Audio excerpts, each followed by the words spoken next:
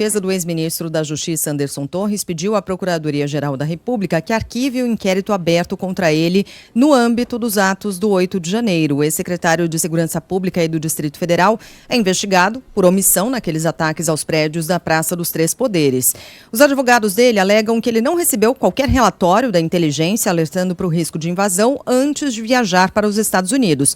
E, além disso, afirmam que, assim que Anderson Torres soube do que estava acontecendo, manteve contato com o substituto em Brasília. Por fim, a defesa reitera que não há evidências de omissão ou negligência por parte do ex-secretário de Segurança Pública do Distrito Federal. Vamos aguardar porque a PGR ainda não se manifestou. E aí, na sexta-feira, quem sim se manifestou foi o presidente da Câmara, Hugo Motta. Ele falou sobre os atos de 8 de janeiro, negou ter havido uma tentativa de golpe. Não sei se a gente tem um trechinho aqui do que disse o presidente da Câmara, Hugo Motta. Vamos ouvir. Golpe tem que ter um líder, golpe tem que ter uma pessoa estimulando, tem que ter apoio de outras instituições interessadas, como as Forças Armadas. Não teve isso. Ali foram vândalos, baderneiros, que queriam, com inconformidade com o resultado da eleição, demonstrar sua revolta, achando que aquilo ali poderia resolver, talvez, o não prosseguimento do mandato do presidente Lula.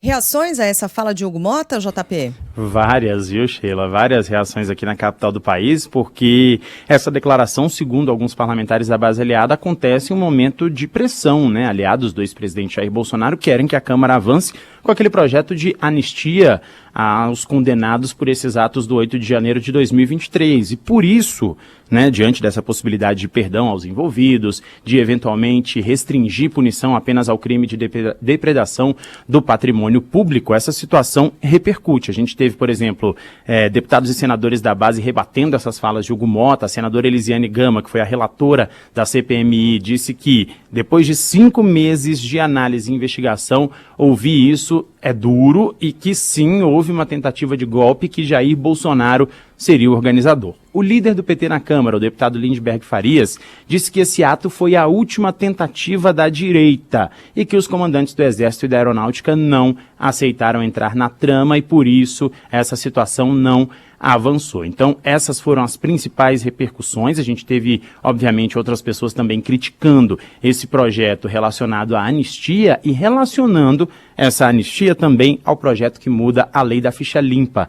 E algumas pessoas falaram também, né, durante o fim de semana, que esses dois projetos são projetos correlatos. Primeiro porque dão anistia a pessoas ali ligadas ao ex-presidente Jair Bolsonaro, e o outro projeto da lei da ficha limpa beneficiaria exclusivamente o ex-presidente da República, porque deixaria-o apto para concorrer às eleições de 2026. Ou seja, mais uma polêmica que deve também repercutir, respingar ainda nessa semana aqui na capital do país. Ô, João Pedro, sim, nos ajude aí a ler nas entrelinhas, porque é uma fala tão absurda do Hugo Motta, assim, uma negação tão total da realidade, né?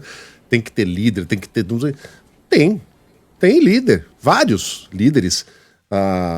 As trocas de mensagens mostram lá, inclusive, essas pessoas confabulando ali para ver como é que eles têm que manter mais ou menos um nível X de mobilização. Não pode ser muito pouca, mas também não pode ser muito alta, porque caso contrário pode haver uma dispersão, etc.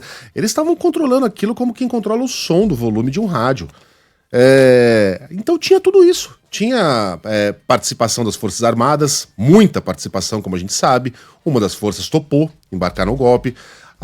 O Exército permitiu que aquelas pessoas permanecessem acampadas na porta de seus quartéis, o que por si só já é ilegal. Já falei aqui 1000 vezes, você não faz manifestações em frente a hospitais e em frente a quartéis, por motivos óbvios, muito menos pedindo uma ilegalidade, que é um golpe de Estado. No Brasil está na lei. Você simplesmente pedir golpe de Estado, intervenção militar, isso já é um crime.